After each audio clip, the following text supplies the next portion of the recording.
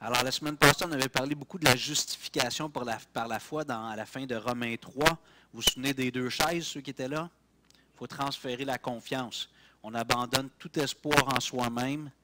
La conversion, l'acte de foi du chrétien, selon l'enseignement biblique, c'est d'abandonner tout espoir en soi-même et de placer toute sa confiance en Jésus. Il n'y a pas de place pour 1% ou 0,1% de confiance en nous-mêmes pour notre salut. C'est entièrement en Jésus-Christ. Et dans le raisonnement de Paul, dans cette deuxième grande section qui parle de la justification par la foi, la première section nous parlait de la culpabilité universelle. Et là, à partir du verset 21 du chapitre 3, Paul nous parle dans la deuxième grande section de la justification par la foi. Puis, je vais m'avancer, il y a un petit craquement ici. Puis, là, il nous donne l'exemple dans Romains 4 de celui pour qui les Juifs n'avaient rien à argumenter. Quand tu disais Abraham, puis tu parlais d'Abraham, c'était l'étendard, le standard par excellence pour les Juifs. Si tu mentionnais Abraham, plus personne n'avait rien à dire. C'était, comme on disait quand j'étais jeune, c'était pas bien, mais je te jure sur la tête de ma mère. Quand on disait ça, c'était incontestable. Alors, c'est pas correct de faire ça, mais on disait ça quand on était jeune, sur la tête de mon père et ma mère. C'est comme, là, les autres disent, OK, c'est juste le nom sur la tête de son père. Comme chrétien, on peut dire, écoute, Dieu m'est témoin. Si quelqu'un me pose des questions, puis il doute un peu de ma sincérité ou de ma franchise, je peux dire, écoute, Dieu m'est témoin. Je ne jurerai pas sur le nom de Dieu, mais je peux dire, Dieu m'est témoin. Puis quand je dis ça, moi, je shake dans mes pantalons, comme on dit. Je trempe dans mes bottines. Si je dis Dieu m'est témoin, c'est sérieux, puis je ne veux pas prendre le nom de Dieu en vain. Alors là, pas Abraham, mais Paul va nous emmener l'exemple d'Abraham, qui a été justifié par la foi. Et ça devrait être pour le Juif l'argument massu, l'argument que personne ne peut essayer de contester. Alors, avant d'aller dans Romains 4, on va aller dans Genèse chapitre 15, s'il vous plaît. Genèse chapitre 15.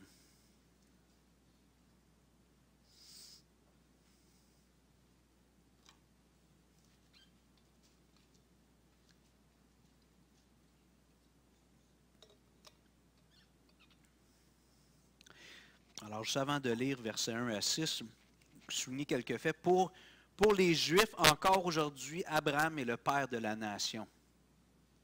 Abraham, notre père. Quand il disait nos pères, Abraham, Isaac, Jacob, il nommait souvent ces trois. Ça, c'était leur origine. Abraham est le père de la nation juive. C'est celui avec qui Dieu a fait une alliance dans Genèse chapitre 12. Dieu fait sortir Abraham, il lui fait regarder le ciel, puis il dit, tu ne peux pas compter les étoiles. Il dit, non, c'est pas dans, c'est-tu dans 12, je m'excuse, ça va être ici, je pense. En tout cas, il lui dit que toutes les nations de la terre vont être bénies à travers lui. Dieu va lui donner une postérité nombreuse, puis toutes les nations de la terre vont être bénies par lui. Donc Dieu, dans l'alliance que Dieu fait avec Abraham, il y a un pays qu'on appelait à l'époque la terre de Canaan, une postérité, un peuple entier, le peuple d'Israël, une appartenance, non seulement un peuple ethnique, mais un peuple spirituel, le peuple de Dieu. Lorsque les Juifs argumentent avec Jésus à un certain point, les Juifs disent à Jésus, « Es-tu plus grand que notre père Abraham qui est mort? » Les prophètes aussi sont morts. Qui prétends-tu être? Abraham, c'était le standard. Tu ne pouvais pas être plus grand qu'Abraham dans la pensée d'un Juif. Il y avait beaucoup de respect pour Moïse, mais Abraham, c'était leur origine. Alors, Genèse 15, 1 à 6. Après ces événements, la parole de l'Éternel fut adressée à Abraham. Il ne s'appelle pas encore Abraham, c'était Abraham son nom, dans une vision. Et il dit, « Abraham, ne crains point, je suis ton bouclier, et ta récompense sera très grande. » Abraham répondit, « Seigneur éternel, que me donneras-tu? Je m'en vais sans enfant, et l'héritier de ma maison, c'est Éliézer de Damas. » Et Abraham dit, « voici, tu ne m'as pas donné de postérité, et celui qui est né dans ma maison sera mon héritier. » Alors la parole de l'Éternel lui fut adressée ainsi. « Ce n'est pas lui qui sera ton héritier, mais c'est celui qui sortira de tes entrailles qui sera ton héritier. » Et après l'avoir conduit dehors, il dit, « Regarde vers le ciel et compte les étoiles, si tu peux les compter. » Et il lui dit, « Telle sera ta postérité. » Et là, le verset 6, qui est un verset clé pour notre sujet de ce matin. « Abraham eut confiance en l'Éternel, qui le lui imputa à justice. » Abraham a fait confiance à Dieu dans sa promesse, puis Dieu a considéré Abraham comme juste. Il a dit, « Tu vas avoir la promesse, tu m'as fait confiance. » Ça revient un peu avec ce qu'on disait l'autre fois, les deux chaises. Tu abandonnes tout espoir en toi-même. Tu prends la parole de Dieu qui dit, « J'ai donné mon Fils, si tu crois en lui, je te pardonne pour tous tes péchés, je te donne la vie éternelle. » Quand on dit, « OK, je te fais confiance, Seigneur. » Ça dépasse un peu ma tête. On vit dans un monde où tout est méritoire. Il faut travailler pour gagner de l'argent, il faut travailler pour avoir des bons résultats à l'école, ainsi de suite. On travaille tout le temps pour obtenir quelque chose, mais dans l'économie de Dieu, pour ce qui est du salut de notre âme, on ne peut pas racheter notre âme. Jésus est le prix. Et Dieu dit, c'est le prix qu'il avait à payer. Tu ne peux rien ajouter à ça. Si tu places ta confiance en Jésus, je vais t'imputer sa justice. On va voir tout à l'heure le sens du mot imputer. On va réfléchir un peu là-dessus. OK, maintenant, on va aller dans Romains 4, s'il vous plaît, versets 1 à 8.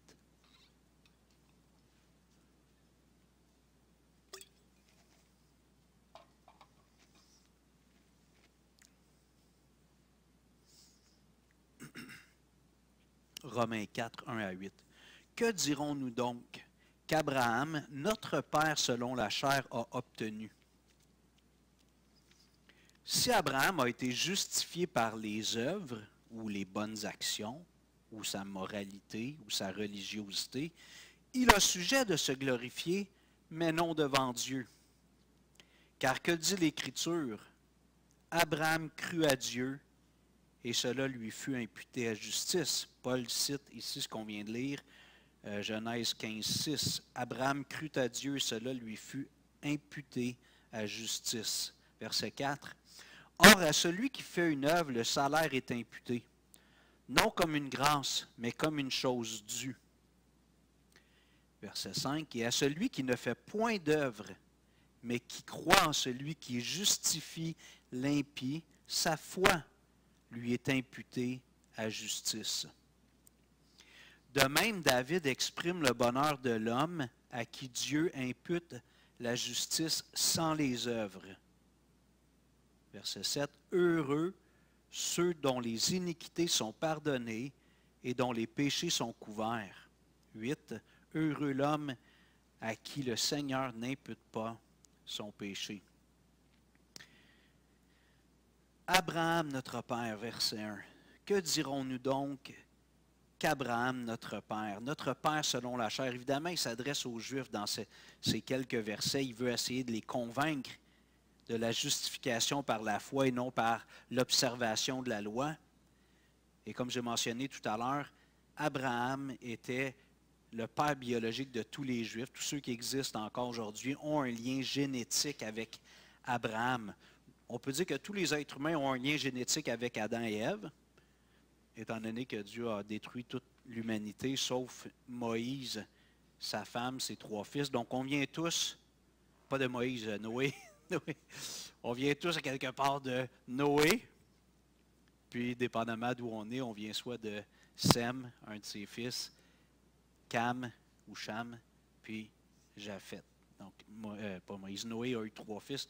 Donc, tous les êtres humains, on a ce lien génétique. Mais pour les Juifs, plusieurs centaines d'années après, Abraham est arrivé, puis d'Abraham est sorti Isaac, son fils unique que Dieu lui a donné avec Sarah. Après, Isaac a eu Jacob et Ésaü, ou Ésaü et Jacob, puis finalement Jacob a eu 12 fils, et c'est ce qu'on appelle les 12 tribus d'Israël.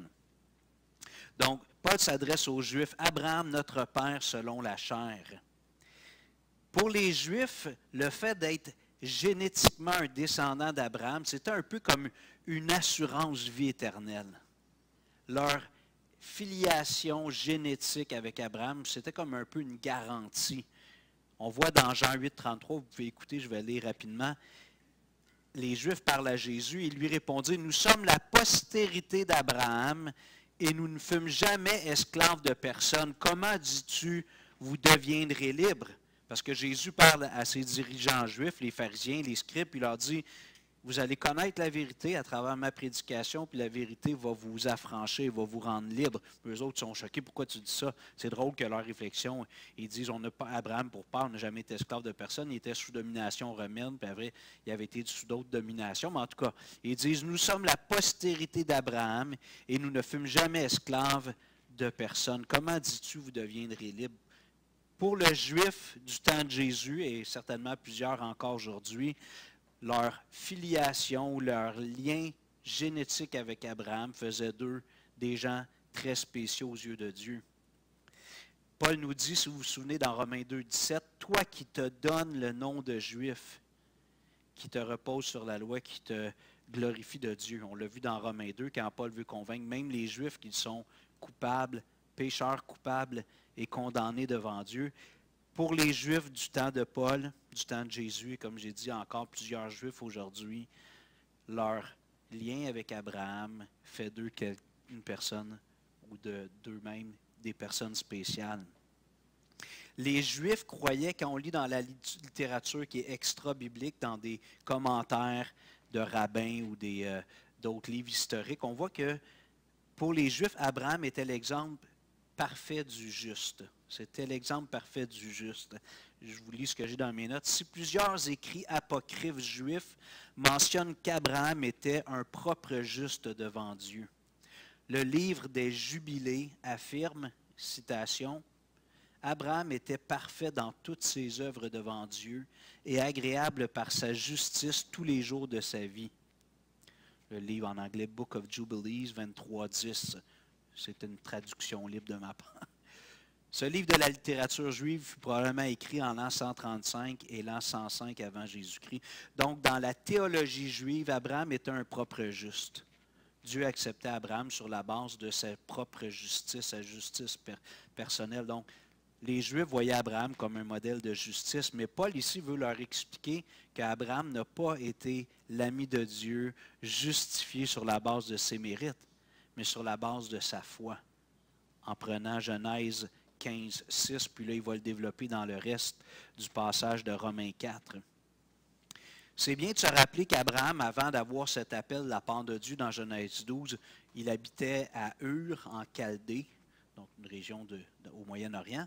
Puis, Abraham était certainement un idolâtre. Donc, on peut lire dans Josué 24, 2. Josué dit à tout le peuple, « Ainsi parle l'Éternel, le Dieu d'Israël, vos pères, Térak, père d'Abraham et père de Nachor, habitaient anciennement de l'autre côté du fleuve et ils servaient d'autres dieux. » Fait que ça serait un petit peu étrange de penser qu'Abraham, lui, n'a pas été un idolâtre. Son père, son grand-père adoraient des idoles. Donc, avant son appel, Abraham était comme tous les autres, un homme idolâtre, selon toute vraisemblance. Je reviens maintenant à Romains 4, versets 2 et 3. Donc, on va continuer à réfléchir sur l'argument ou le raisonnement de Paul. Romains 4, verset 2. « Si Abraham a été justifié par les œuvres, il a sujet de se glorifier, mais non devant Dieu, car que dit l'Écriture? Abraham crut à Dieu, et cela lui fut imputé à justice. » Donc, Paul, à l'époque, il n'y avait pas le Nouveau Testament, c'était en train de s'écrire. En écrivant Romains, Paul, peut-être qu'il ne savait pas à ce moment-là que Romains allait faire partie de ce que nous, on appelle le Nouveau Testament, donc de la Bible. Mais il cite un passage dans Genèse chapitre 15, verset 6, et il leur dit, « Si Abraham a sujet de se glorifier de ses œuvres, parce que c'était un homme bien, un homme bon, il peut se glorifier, mais pas devant Dieu, parce que l'Écriture, alors tout comme nous autres, si on a une argumentation avec un frère, une sœur, puis on va dire, on va aller voir ce que la Bible dit. Normalement, ça devrait trancher puis régler le contentieux. Car que dit l'Écriture? Il cite Genèse 15:6. Abraham crut à Dieu et cela lui fut imputé à justice.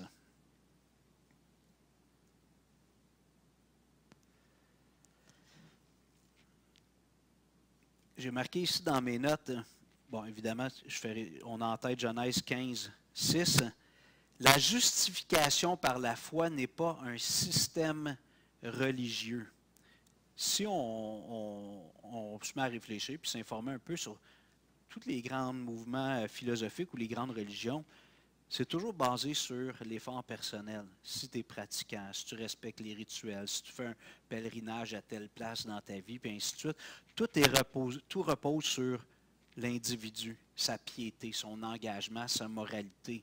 Tandis que la justification par la foi, puis on peut le dire, je sais que pour les gens vont dire, ben, ça c'est vos croyances, c'est votre credo, donc vous faites partie des grandes religions. Mais la foi chrétienne n'est pas un système religieux, comme tous les autres. Ce n'est pas une récompense pour nos bonnes actions. Donc la justification par la foi n'est pas une récompense pour une bonne vie, des bonnes actions. Et la justification par la foi n'est pas la glorification de l'être humain. Tantôt, Martial nous parlait de glorification. Alors, on peut parler par exemple de nos glorieux, nos Canadiens de Montréal qui ne sont pas tellement glorieux. Il y a eu des époques, je ne sais pas combien ils ont gagné de Coupe cette année, là, je ne sais pas les férus d'histoire sportive, là, mais la dernière, ça date de quoi, 95, je pense? 93? Ça fait longtemps, là. Ça fait une trentaine d'années au moins, je pense, les Canadiens. Alors, bon, peu importe. Quelqu'un peut avoir une réputation, un aura, comme on dit, du prestige. On a parlé tantôt des personnages de l'histoire qui ont marqué l'histoire par des grandes choses, peut-être une action, des grandes choses qu'ils ont faites. Tu mentionnais Schindler, Oskar Schindler, qui s'est dépouillé de sa richesse pour sauver combien? 1000 environ?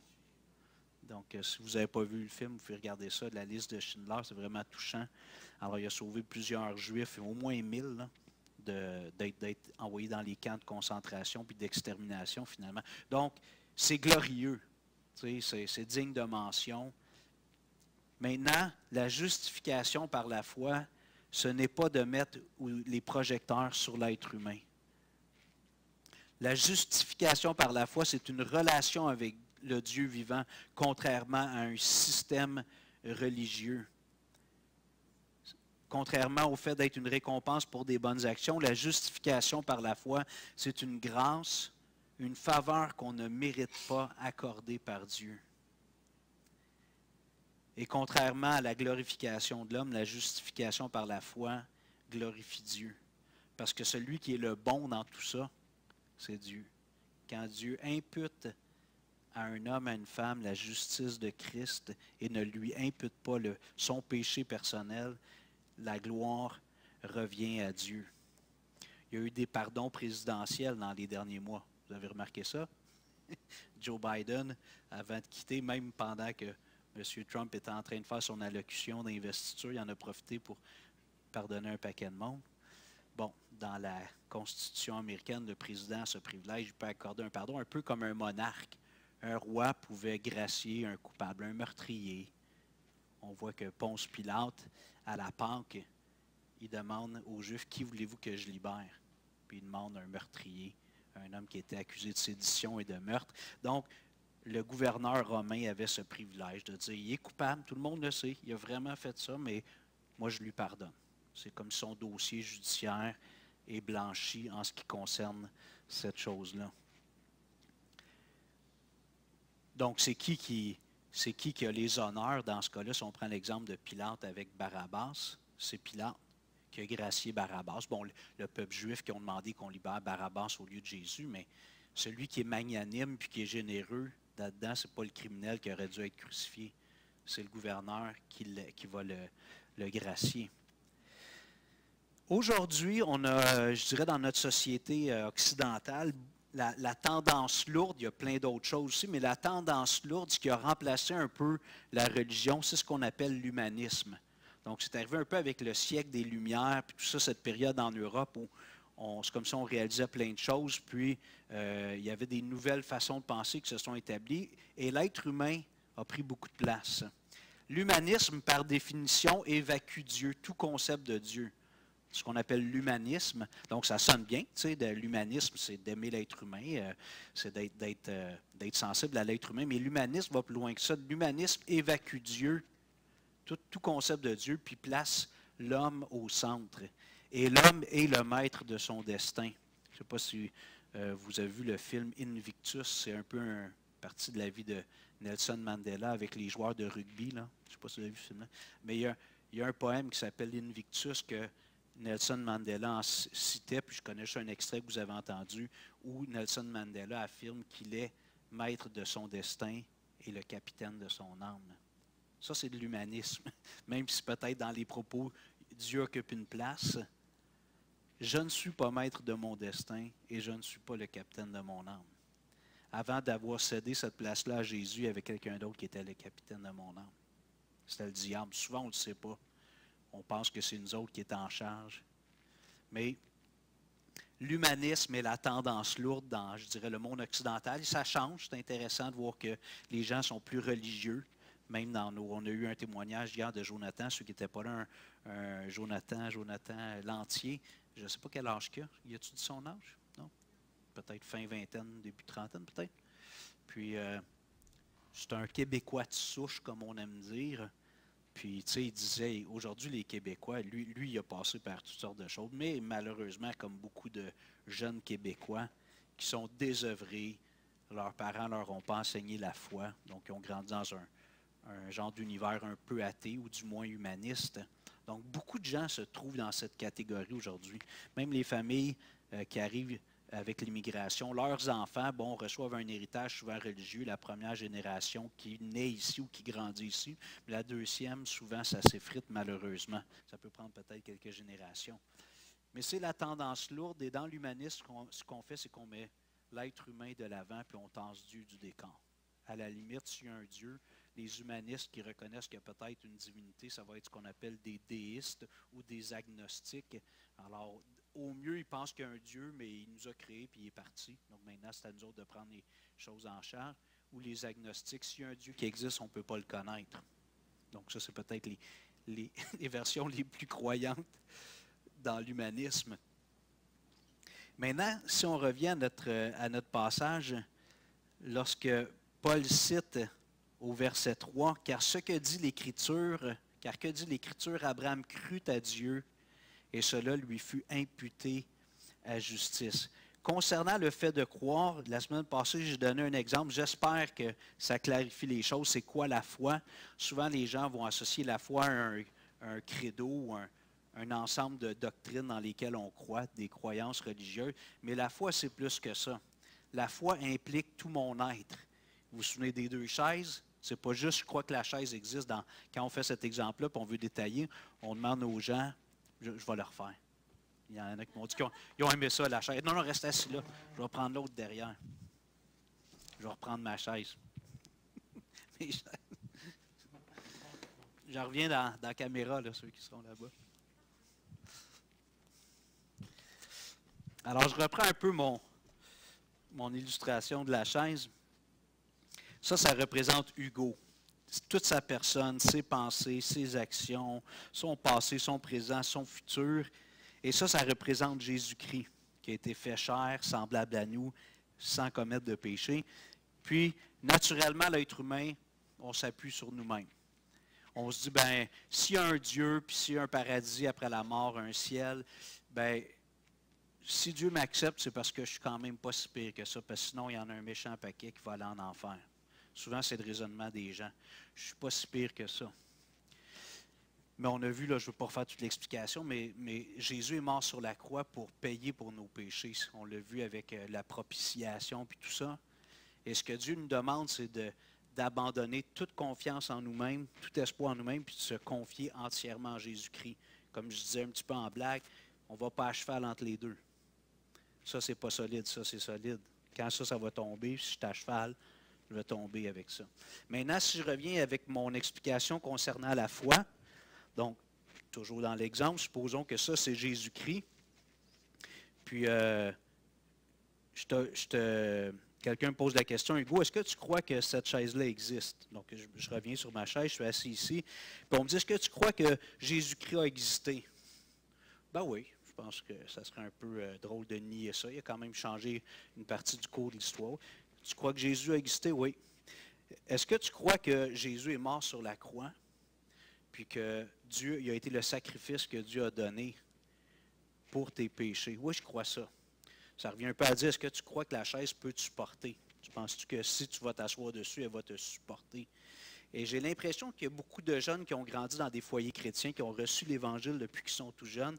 Ils peuvent se rendre à ces deux niveaux-là en général assez bien. Ils croient que ils croient que Jésus a existé, puis ils croient même que Jésus a payé pour tous leurs péchés. Mais ils restent assis sur leur chaise. Puis ça, chaque être humain doit faire ce que je vais faire par la suite. Mais je pense que des fois, quand on grandit dans un foyer chrétien, on a tellement toute l'information depuis qu'on est tout petit qu'il y a ce dernier pas-là qui est important. Donc, le transfert de confiance. On va dire, OK, là, je comprends. Je crois que Jésus a existé, je crois qu'il est mort pour mes péchés, mais je n'ai jamais pris cette décision à partir d'aujourd'hui de dire, je ne vais plus jamais compter sur moi-même. Je n'essaierai pas de me justifier. Finalement, je suis un bon gars. Je ne suis peut-être pas parfait. Je me compare à mes amis ou une bonne fille, mais j'abandonne tout espoir en moi-même et je me confie en Jésus-Christ. La foi, c'est cette motion-là, ce mouvement-là du cœur, de l'âme qui se repose sur Jésus. Ce n'est pas juste de croire dans notre tête à des vérités qui sont écrites dans la Bible. Maintenant, on va expliquer brièvement quand même le mot « imputer ». Donc, c'est pas un mot qu'on utilise beaucoup, hein, je pense, dans le... Toi qui es étudiant en criminaux un peu, est-ce qu'on utilise ce mot-là? Une fois de temps en temps. C'est pas un mot qui est populaire. Comme je vous dis, des fois, je mentionne le terme dans les langues originales, entre autres dans le grec. L'hébreu, je ne le maîtrise pas du tout. Le grec, j'ai des bases, mais j'aime le mentionner quand on voit un lien avec notre langage. Alors, le verbe grec imputé, c'est logi, ou L-O-G-I, zomai. En grec, souvent, quand ça finit en AI, c'est un des temps dans les verbes. Mais on a le mot logique, qui vient de logizomai. Alors, la logique, c'est ce qui se passe dans la tête. Alors, lorsque la Bible nous dit que Dieu a imputé à Abraham la justice sur la base de sa foi, le terme est employé aussi dans un terme financier. Donc, si quelqu'un te dit, là je perds mon fil un petit peu, mais dans le terme financier, si quelqu'un dit, j'ai déposé, tiens, je vais prendre mon exemple de l'autre fois, 5 milliards dans ton compte de banque, alors je crois, je prends pour acquis que le 5 milliards est là. Je considère que la chose est faite. C'est comme porter au compte. Comment? Compter. Donc, vous voyez, il y a un lien avec la comptabilité, les finances. Logizomai, c'est de considérer la chose comme réelle, comme accomplie. Lorsqu'on dit c'est logique, bon, on dit, ça veut dire ça va de soi. Vous êtes d'accord? Quand on dit c'est logique, c'est comme une évidence. Je n'ai pas à douter de ça. Alors, quand le texte nous dit ici que sur la base de sa foi en Dieu, pas de ses œuvres, de sa foi en Dieu, Abraham a cru à Dieu, puis Dieu a vu ça, puis c'est là qu'Abraham s'est converti. À son époque, c'est comme ça que ça s'est passé. Dieu a dit, regarde le ciel, regarde les étoiles, fais-moi confiance, tu es un vieux crouton, ta femme est une vieille croûte, vous ne pouvez pas avoir d'enfant, mais je vais te donner un enfant de votre mariage. Abraham, c'est complètement illogique. Abraham a dit, OK, je te fais confiance. Et Dieu a dit, maintenant, je te déclare juste. Je te considère dans ma logique, dans ma vision des choses, je te considère comme un homme juste. Des fois, les gens disent que Dieu, c'est un peu le fruit de l'imagination humaine. Vous avez déjà entendu ça? Les gens se créent des religions, ils ont besoin de béquilles, ils ont besoin de se donner un sens sur la vie présente, tout ça, l'avenir.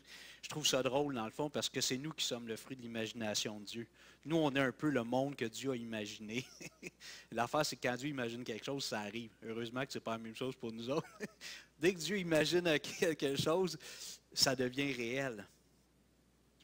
Alors, pour Dieu, lorsque Dieu imagine quelque chose, pense à quelque chose, la chose existe.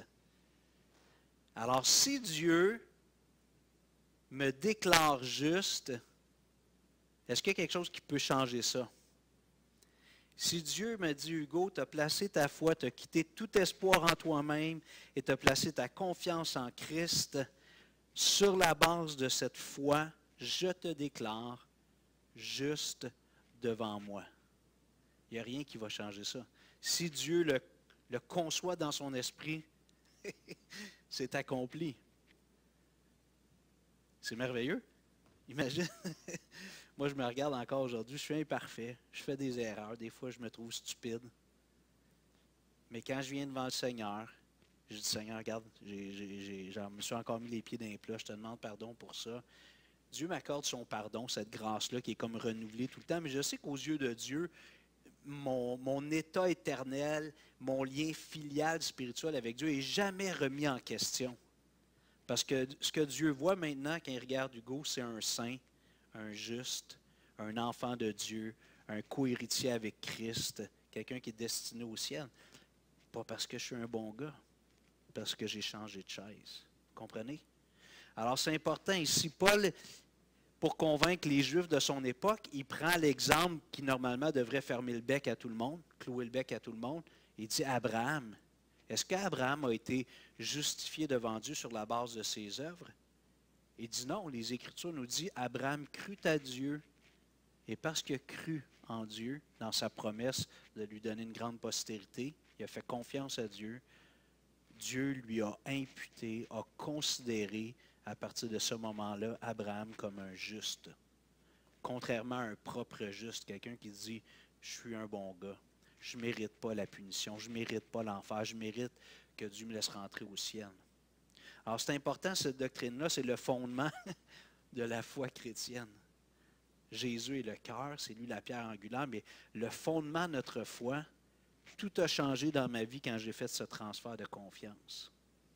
Et il faut bien le saisir pour être juste devant Dieu, pour être un enfant de Dieu, mais aussi dans la suite des choses, quand on est un peu stupide, puis qu'on se remet les pieds dans les plats, on fait des choses pas bien.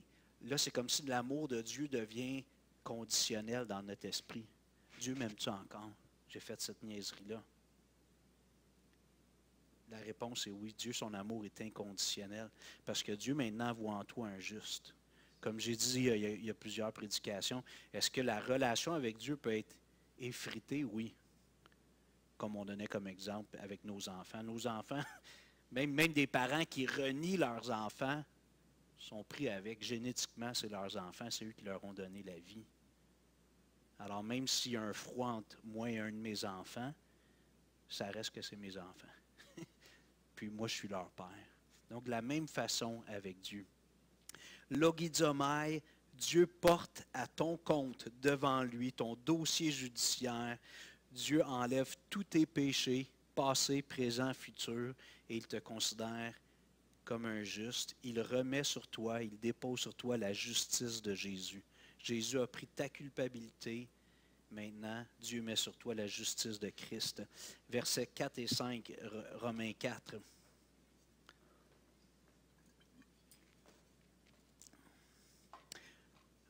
Or, à celui qui fait une œuvre, le salaire est imputé, non comme une grâce, mais comme une chose due. Et à celui qui ne fait point d'œuvre, mais qui croit en celui qui justifie l'impie, le mot impie, c'est le contraire de piété, de pieux. Donc, le contraire d'être pieux, c'est d'être impie. Sa foi lui est imputée à justice.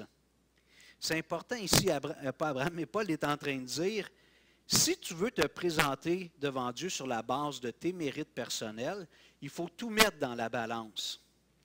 Si tu veux te présenter devant Dieu sur la base de tes bonnes œuvres, ta religiosité, ton amour de ton prochain, il faut que tu mettes tout dans la balance.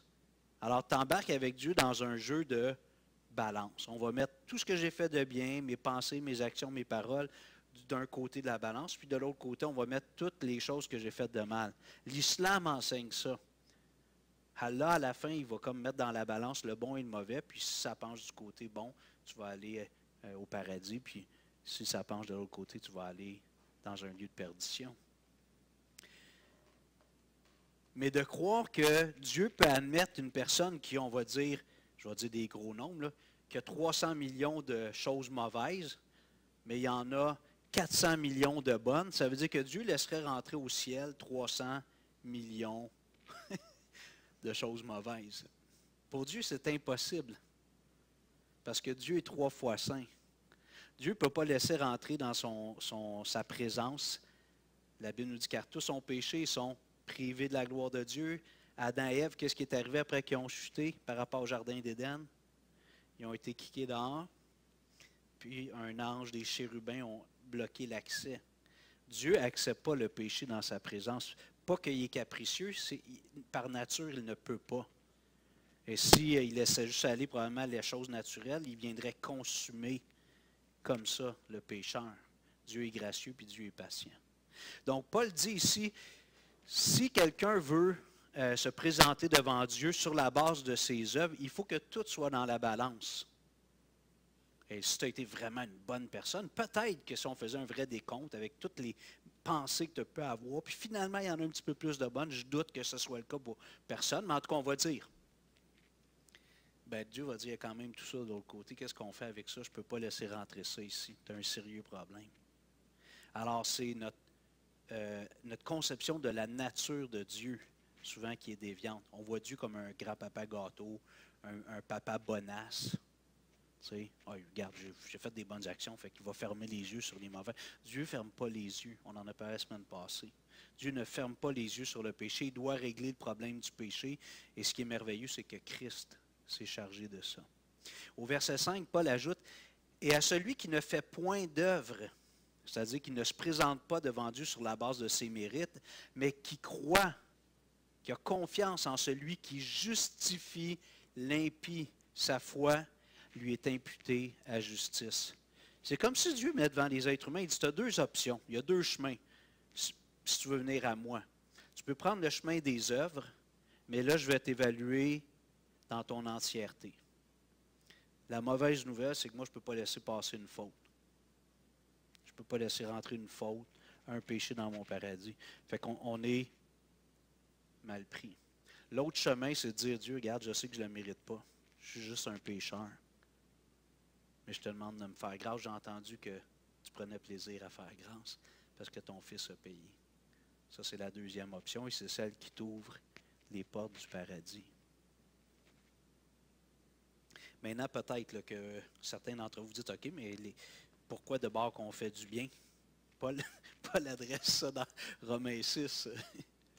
Parce qu'il dit qu'il y en a qui, à l'époque, il y en a qui disaient que si on pêche beaucoup, la grâce de Dieu est abondante. Tu sais, on a eu 2 témoignages hier des grands pécheurs. Ils nous ont donné plusieurs informations. Des gens qui ont eu des vies rock and roll, comme on dit. Puis là, on pourrait dire, écoute, plus tu es tombé dans les bas-fonds, plus que la gloire de Dieu, sa grâce se manifeste. Fait que si on suit ce raisonnement-là, maintenant qu'on a compris la justification, bon, on va pécher beaucoup.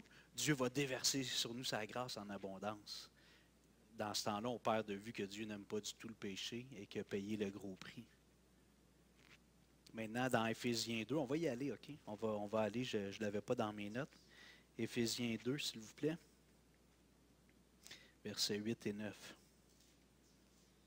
Et 10. Merci, Richard. Tu m'as volé mon punch. Éphésiens 2. Versets 8, 9 et 10. Paul dit au verset 8, « Car c'est par la grâce que vous êtes sauvés, par le moyen de la foi. » La grâce, c'est de là que vient le salut. Et le moyen, le canal, la façon de recevoir la grâce de Dieu, c'est de croire. Pas de faire, de croire. Et cela ne vient pas de vous, c'est le don de Dieu. Ce n'est point par les œuvres, afin que personne ne se glorifie. Non. C'est souvent 2 versets qu'on aime citer pour dire aux gens, tu ne peux pas être sauvé sur la base de tes œuvres. C'est seulement par la grâce et c'est par la foi que tu reçois la grâce de Dieu. Mais là, Paul ajoute au verset 10, « Car nous sommes son ouvrage, ayant été créés en Jésus-Christ. » Là, il parle à ceux qui ont fait ce transfert de confiance, qui sont une nouvelle création. 2 Corinthiens 5, 17, Jean 1, 12, qui sont devenus enfants de Dieu. Car nous sommes son ouvrage ayant été créé en Jésus-Christ pour de bonnes œuvres que Dieu a préparées d'avance afin que nous les pratiquions. Donc, on est sauvé non pas par les œuvres, mais le verset 10 nous dit qu'on est sauvé pour de bonnes œuvres. Dieu les a déjà préparées, il veut tout simplement que je sois attentif et que je les fasse. Souvent, on les fait, puis c'est plus ou moins conscient. Là, Dieu guide tout notre être. Mais de toute façon, comme je me dis aux gens, si tu veux un autre argument un peu logique, si quelqu'un apprend à l'âge de 40 ans, à un moment donné, il perd connaissance, tombe à terre, on l'amène à l'hôpital, ils font des tests de base, ils prennent sa glycémie, taux de sucre comme ça, quand il revient à son, comment tu pas à son esprit, mais quand il retrouve son esprit, il retrouve sa lucidité, le médecin vient le voir et il dit, bien, monsieur, c'est parce que vous êtes un diabétique avancé, c'est sévère, il faut vraiment que vous contrôliez votre glycémie. Alors, si la personne est intelligente, qu'est-ce qu'elle va faire en sortant de l'hôpital? Elle va aller peut-être prendre des petites pilules, puis des choses qui ont été prescrites à la pharmacie, mais elle risque de couper le sucre un peu. Pas vrai? Alors, c'est juste une petite image pour dire, quand tu comprends que quelque chose te fait du mal, en principe, tu le contrôles ou tu arrêtes complètement. Alors, si tu sais que tu fais quelque chose dans ta vie qui te détruit, quand tu réalises ça et que tu réalises à quel point même Dieu a payé cher pour pouvoir te pardonner puis te racheter, le péché, ce n'est pas quelque chose que tu vas faire avec légèreté puis avec plaisir. Des fois, on est assez influencé par notre chair qu'on peut faire des choses puis qu'il y a une forme de plaisir charnel, mais souvent après, on dit aïe, aïe, aïe, on se sent coupable.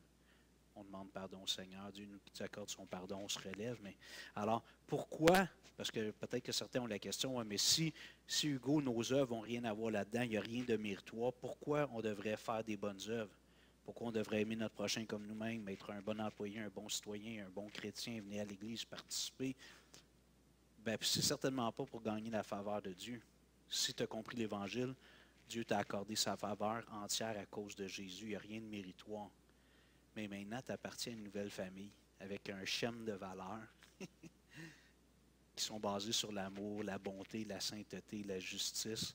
Alors, puis si tu as vécu cette expérience, en principe, tu ne prends pas plaisir à retourner, comme les Écritures disent, comme un chien qui, excusez-moi, c'est dans la Bible, un chien qui retourne manger quoi? On vomit. Nous, on a un chien, on voit ça des fois, hein? T'aimes pas ça, Rudolph, penser à ça? Tu fais des drôles. La Bible nous dit que c'est comme quelqu'un qui retourne, un chien qui retourne manger son... Alors, quand on retourne pêcher, puis on a l'impression qu'on a du plaisir, c'est exactement ça. On retourne manger notre vomi. Dites-moi pas que je suis trop cru, hein? C'est dans la Bible. Revenons à notre Romain, je termine bientôt. Versets 6 à 8. Là, j'appelle ça le double bonheur ou le vrai bonheur. De même, David exprime, maintenant, Paul cite David. De même, David exprime le bonheur de l'homme à qui Dieu impute la justice sans les œuvres. Et là, écoutez bien là, comment les mots qu'il utilise. Il dit que David exprime le bonheur de l'homme à qui Dieu impute la justice, que Dieu déclare, considère logiquement un être humain, un homme, une femme comme juste, sans tenir compte de ses œuvres. Le bien et le mal qu'il a fait, qu'il a pensé, qu'il a dit, qu'il n'a pas fait. Et là, il cite le psaume « Heureux ceux dont les iniquités sont pardonnées et dont les péchés sont couverts. Heureux l'homme à qui le Seigneur n'impute pas son péché. » C'est intéressant ici parce que dans cette citation du psaume, c'est plutôt, David semble exprimer un peu plus l'idée que Dieu ne te tient pas rigueur. Mais logiquement, si Dieu ne tient pas rigueur pour les fautes que tu as faites, ça veut dire qu'il te considère comme un juste. Dans les mots de Paul, verset 6, de même, David exprime le bonheur de l'homme à qui Dieu impute la justice sans les œuvres. Les versets 7 et 8, l'extrait ou la citation « heureux »,« bienheureux »,« béni ». Quand on voit ce mot-là dans la Bible, « heureux », ça veut dire « béni »,« approuvé par Dieu », avoir la faveur de Dieu. Heureux ceux dont les iniquités sont pardonnées, dont les péchés sont couverts. Heureux l'homme à qui le Seigneur n'impute pas son péché. Le péché non imputé. Normalement, si Dieu suivait juste son système puis sa personne, il devrait regarder le ou la pécheur, puis dire, t'es pécheur, tu payes. Dieu a dit à Adam et Ève, le jour où tu manges du fruit de cet arbre-là, qu'est-ce qui va arriver? Tu mourras. Car le salaire du péché, c'est la mort. Alors, si on vient devant Dieu et dans un système de pensée méritoire qui repose sur mes œuvres, Dieu met dans la balance tout, mon entièreté. Pas juste les bonnes actions que j'ai faites, il va mettre les mauvaises aussi. Et malheureusement pour nous, pour Dieu, un seul péché, ça mérite la mort. Des fois, j'aime dire aux gens, si par exemple, je brûle une lumière rouge, je brûle un stop, je roule trop vite, je ne respecte pas la limite, c'est vrai qu'on peut dire que j'ai manqué à ce règlement-là. Mais est-ce qu'on peut dire aussi que je n'ai pas respecté le code routier? Je peux dire que c'est pas faux. On peut dire, OK, je n'ai pas respecté tel article, j'ai passé sur une lumière rouge. Mais je peux dire aussi de façon globale, je n'ai pas respecté le code routier. Donc, il faut qu'il y ait une sanction. Et là, on va aller voir, selon mon infraction dans le code, c'est quoi l'infraction, c'est quoi la conséquence, le ticket, les points de démérite peut-être. Donc, dès qu'on commet une seule faute, on n'a pas respecté le code de Dieu. Donc, on est en infraction. Donc, quand on fait le cours d'évangélisation explosive, peut-être vous avez déjà fait le cours. Il y en a plusieurs qui l'ont fait, mais des fois, quand les gens se trouvent quand même pas pires, on leur dit, OK, on va réfléchir un petit peu au péché. Premièrement, qu'est-ce que le péché? Là, la personne nous dit, ben, c'est pas faire le mal, tuer, voler. OK, c'est bon. Donc, des mauvaises actions, des mauvais gestes. Mais pour Dieu, de dire des mauvaises paroles aussi, de mentir, d'injurier des gens, pour Dieu, ça, c'est mal. Ce n'est pas juste les actions, c'est les paroles aussi. Et Dieu va plus loin parce que, étant donné que pour Dieu, tout ce qu'il conçoit est comme une action posée, quand Dieu voit ce qui se passe dans notre tête, pour lui, c'est comme si on l'avait déjà fait. Jésus dit aux Juifs de son époque, si tu regardes une femme pour la convoiter, tu n'as pas couché avec, tu n'as pas touché, tu n'as rien dit, mais pour Dieu, tu as déjà commis un adultère. Dans ta tête, tu as consommé quelque chose que tu n'aurais pas dû faire. Donc, les actions, les paroles, les pensées, et même ce qu'on appelle des péchés d'omission, ça sonne un peu vieillot, mais de ne pas faire le bien que je devrais faire. Même dans notre code civil, il y a le principe du bon samaritain. Si moi, je marche sur la rue, du côté gauche, puis que je vois quelqu'un qui perd connaissance, qui est en convulsion par terre, puis je n'ai pas le temps. On peut revenir contre moi en justice. Je n'ai pas aidé un concitoyen qui est en détresse. C'est correct, c'est un beau principe. Je vois une madame, je marche dans la rue, puis je vois une vieille madame qui part de la banque alimentaire de Chapi-Chapeau avec tous ses sacs de nourriture, puis elle s'enfarge, elle s'écorche les genoux, tombe par terre, les sacs se vident sur le trottoir, un peu dans la rue. Puis je dis, oh, ben, j'ai pas le temps. J'ai pas fait le bien. J'aurais dû aller aider la dame à se relever. Peut-être, j'ai peut-être pas à la ramener chez eux, mais il faut que je vienne secourir cette pauvre dame-là. Donc ça, c'est ce qu'on appelle des péchés d'omission. Et là, si on se met à mettre tout ce que Dieu veut pour nous qu'on devrait faire, on en a parlé hier soir, le premier commandement, c'est quoi selon Jésus? Tu aimeras le Seigneur ton Dieu de tout ton cœur, de toute ton âme, avec la moitié de ta force, puis le quart de tes pensées. C'est ça? De tout ton cœur, de toute ton âme, de toute ta force, ta pensée. Ça, c'est le premier et le plus important des commandements. En tout cas, moi, je peux vous dire que j'y manque souvent. Je pêche souvent à ne pas aimer Dieu comme ça. Souvent, il y a plein d'autres choses qui... Je tasse Dieu un peu. Là, je mets Hugo. Je mets ma femme. Je mets mon travail. Je mets mes projets d'avenir, l'Église, le ministère. Puis là, il y a comme une forme de lassitude qui s'installe. Puis là, je dis, Dieu, pourquoi j'ai perdu ma joie? Bien, c'est parce que, Hugo, tu trouves du plaisir dans ce que tu fais au lieu de prendre du plaisir en moi. D'abord. Alors, de ne pas aimer Dieu par-dessus tout, de tout mon être, c'est un péché. Et moi, je dois vous dire, excusez, je rigole un peu, mais c'est pas drôle, mais je manque à ça probablement tous les jours. Il y a des moments dans la journée où Dieu n'a pas la première place centrale. Donc, disons qu'une bonne personne, Il y a 24 heures dans une journée. Ceux qui étudient le cerveau humain disent qu'on a environ 10 000 pensées dans une journée. Ça circule là-dedans. Il y en a que c'est de l'air, mais ça circule. Disons que dans une journée, j'ai 2 mauvaises pensées sur 10 000. Puis, je vais omettre de faire une bonne chose ou je vais avoir une mauvaise parole, une mauvaise attitude, comme je dis toujours en blague, le chien du voisin qui jappe tout le temps, puis là, je le maudis dans ma tête. C'est fatigant, ce maudit chien-là. Hein? Alors, disons qu'une bonne personne, c'est presque un ange, en fait 3 par jour, dans un cycle de 24 heures. 3 fois 365 jours, un chiffron. 1000. 1000. Moi, je suis rendu à 52 ans et un tiers.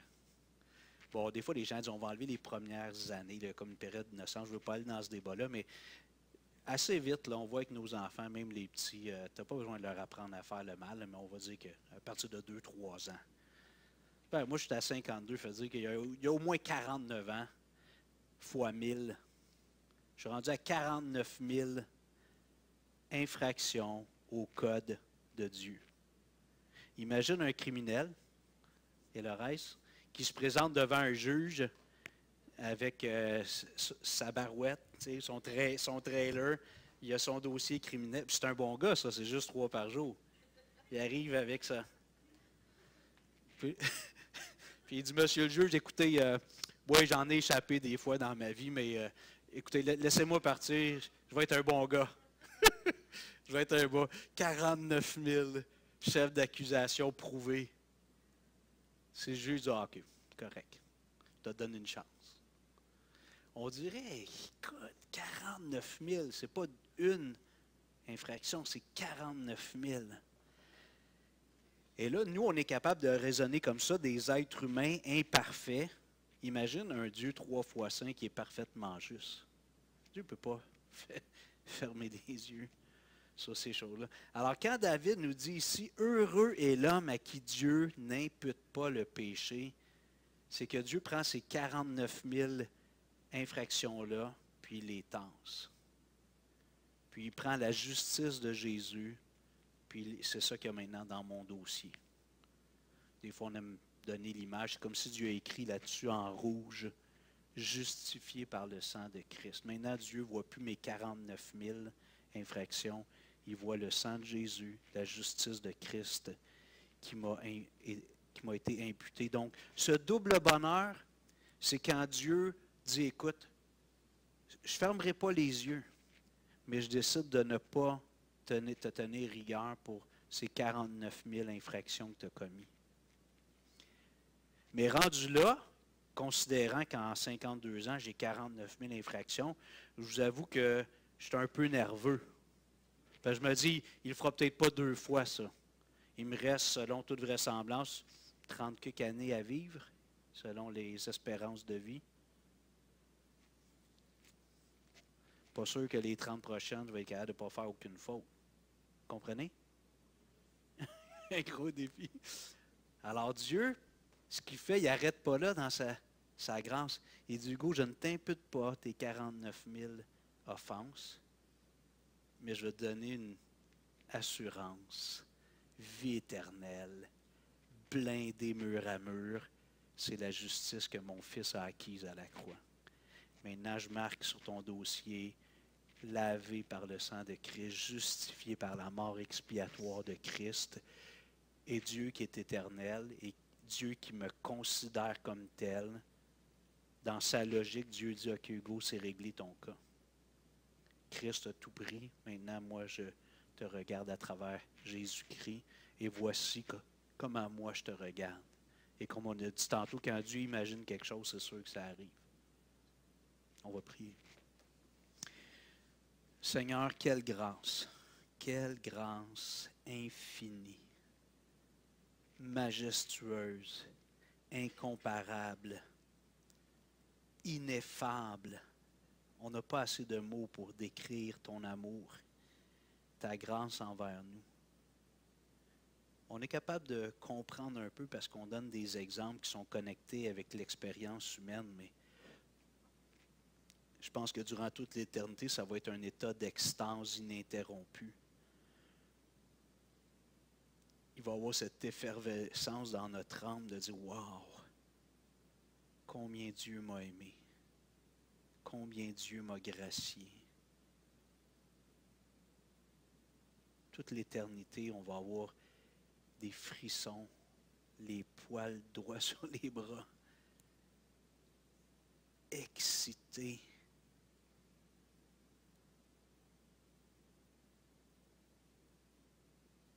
Seigneur, il y a peut-être quelqu'un ici ce matin qui n'a pas changé de chaise, qui espère encore se présenter devant toi sur la base des œuvres.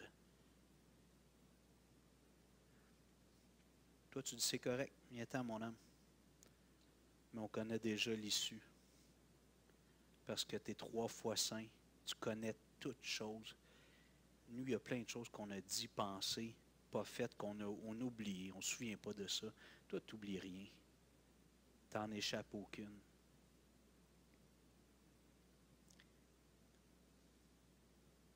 Ce que tu nous offres, c'est un autre chemin. Un chemin qui est unique, qui est étroit, qui est resserré, mais qui mène à la vie. Il y a plein de religions, il y a plein de philosophies, il y a plein d'idéologies qui sont présentées à l'être humain, plein d'idoles.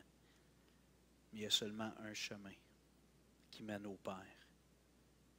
Jésus, tu as dit aux disciples, « Je suis le chemin, la vérité unique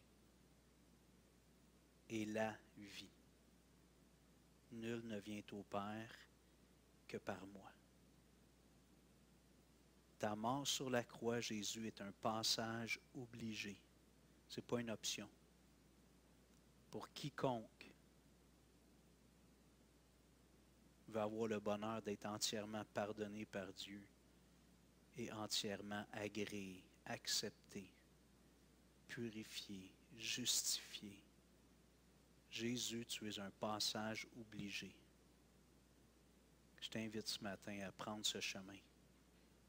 Le monde t'offre toutes sortes d'alternatives, de substituts, mais qui mènent toutes à la perdition éternelle. Viens à Jésus, passe par Jésus seul, car il n'y a sous le ciel aucun autre nom qui ait été donné parmi les hommes par lequel nous devions être sauvés. Jésus-Christ. Père, on veut te remercier d'avoir donné ton Fils. Quel amour. Jésus, on veut te remercier d'avoir mis le comble à ton amour, pas seulement en lavant des pieds, mais en allant à la croix. On disait hier, cette parole que tu as dite aux disciples, il n'y a pas de plus grand amour que de donner sa vie pour ses amis, pour ceux qu'on aime. Toi, tu l'as fait littéralement et dans un sens que je n'arrive pas du tout à saisir toutes les dimensions. Alors que tu nous aides, Seigneur, nous qui avons déjà compris et embrassé cette vérité fondamentale par la foi, comme Paul prie, aide-nous à comprendre avec tous les saints quelle est la longueur, la largeur, la hauteur et la profondeur de l'amour de Dieu manifesté en Jésus-Christ. À toi soit la gloire dans l'Église et pour l'éternité. Amen.